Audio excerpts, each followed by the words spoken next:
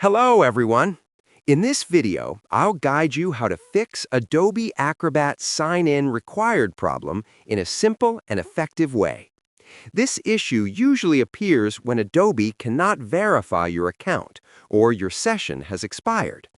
First, open Adobe Acrobat and sign out of your account.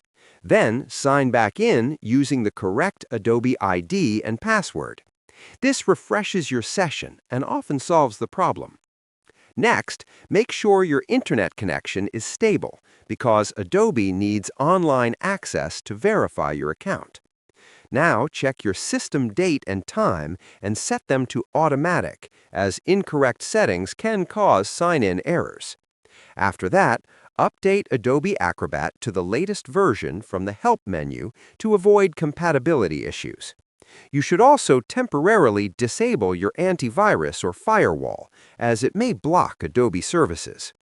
If the problem still continues, uninstall Adobe Acrobat completely and reinstall it from the official website. Finally, restart your computer and open Acrobat again, and the sign-in required issue should be fixed, and everything should work normally now. Subscribe the channel for more videos.